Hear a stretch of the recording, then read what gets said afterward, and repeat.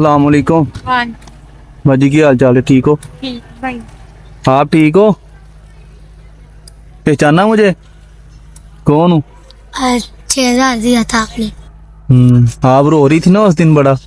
भाई किधर? काम पे गए। ਅੱਛਾ ਕੰਮ ਤੇ ਗਏ। ਕਾਫੀ ਦਿਨ ਹੋ ਗਏ ਉਹਨਾਂ ਨੂੰ ਦੇਖ ਰਿਹਾ ਸੀਗਾ। ਤਾਂ ਤੁਸੀਂ ਜਿੱਥੇ ਪਹਿਲੇ ਰਹਿੰਦੇ ਸੀਗੇ? उधर ताला लगा भाई।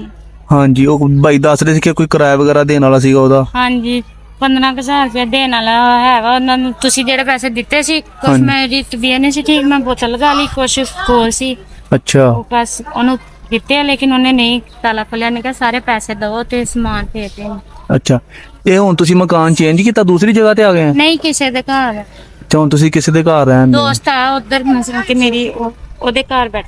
ਤੇ ਉਹ ਮੈਂ ਨਾ ਬਾਜੀ 3-4 ਦਫਾ ਅੱਗੇ ਵੀ ਆਇਆ ਵਾਂ ਤੇ ਉਹ ਮੈਨੂੰ ਸ਼ਾਇਦ ਫਿਰ ਤੁਸੀਂ ਮਕਾਨ ਚੇਂਜ ਕੀਤਾ ਨਾ ਇਸ ਲਈ ਅਸੀਂ ਮਿਲਦੇ ਗਏ। ਅੱਜ ਮੈਂ ਕਿਹਾ ਚਲੋ ਇੱਕ ਦਫਾ ਦੇਖ ਲੈਂਦੇ ਅਗਰ ਮਿਲਦੇ। ਤੁਹਾਡੀ ਨਾ ਕੁਛ ਅਮਾਨਤ ਮੇਰੇ ਕੋਲ ਆਈ ਸੀ ਤੇ ਉਹੀ ਤੁਹਾਡੇ ਤੱਕ ਪਹੁੰਚਾਣੀ ਸੀਗੀ। ਭਾਈ ਤੇ ਮਿਲੇ ਨਹੀਂ ਆ। ਇਹ 2 ਬੱਚੇ ਤੇ ਇੱਕ ਬੱਚਾ ਹੋਰ ਸੀਗਾ ਉਸ ਦਿਨ ਉਹਨਾਂ ਦੇ ਨਾਲ। ਆਪਣੇ ਪਾਪਾ ਦੇ ਨਾਲ ਹੀ ਕੰਮ ਸੀ। ਹਾਂ ਬਾਜੀ ਤੁਸੀਂ ਕੀ ਕਰਦੇ? ਘਰਾਂ ਦੇ ਕੰਮ ਕਰਦੀ ਆ।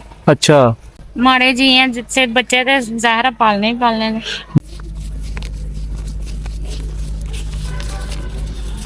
ਬਾਜੀ ਇਹ ਤੁਹਾਡੀ ਅਮਾਨਤ ਮੇਰੇ ਕੋਲ ਆਈ ਸੀਗੀ 10,000 ਰੁਪਇਆ, ਠੀਕ ਆ। ਔਰ ਮੈਂ ਕਿਹਾ ਤੁਹਾਡੇ ਤੱਕ ਪਹੁੰਚਾ ਦੀ ਅਸੀਂ। ਭਾਈ ਤੇ ਮਿਲੇ ਨਹੀਂ ਅੱਲਾਹ ਤੁਹਾਡੇ। ਤਾਲਾ ਭਾਈ ਇਹ ਜਿਨ੍ਹਾਂ ਨੇ ਠੀਕ ਕੀਤੀ ਤੁਹਾਡੇ ਥਰੂ, ਅੱਲਾਹ ਤਾਲਾ ਤੁਹਾਨੂੰ ਵੀ ਜ਼ਮਾਨ 'ਚ ਰੱਖੇ, ਉਹਨਾਂ ਨੂੰ ਵੀ ਬਕਾਇਆ ਮਿਹਰਬਾਨੀ ਅੱਲਾਹ ਤਾਲਾ ਉਹਨਾਂ ਨੂੰ ਬਹੁਤਾ ਦੇਵੇ। ਬਸ ਇਹ ਵਾ ਕਿ ਮਾੜੀ ਮੋਟੀ ਮਦਦ ਕਰਦੇ ਰਹਿਣ, ਕਿਉਂਕਿ ਮੈਂ ਵੀ ਬਹੁਤ ਬਿਮਾਰ ਆ ਤੇ ਬੱਚੇ ਵੀ ਮਸਲ ਮੇਰਾ ਸਮਾਨ ਸਮੂਨ ਵਗੈਰਾ ਵੀ ਉੱਧਰ ਹੀ ਪਿਆ ਤੇ ਮੈਂ ਇਸੇ ਦੁੱਖ ਆਪਣੇ ਬੱਚੇ ਵੀ ਪੜ੍ਹਾ ਨਹੀਂ ਸਕਦੀ ਵਿਚਾਰੇ ਅੱਧੇ ਘਰ। ਇੱਕ ਬੇਟਾ ਵੱਡਾ ਸਿਰਫ ਕੰਮ ਕਰਦਾ ਹੈ ਸੈਂਟਰੀ ਦੇ। ਅੱਛਾ ਠੀਕ ਆ ਮੇਰੀ ਭੈਣ, ਇਜਾਜ਼ਤ ਆ ਸਾਨੂੰ।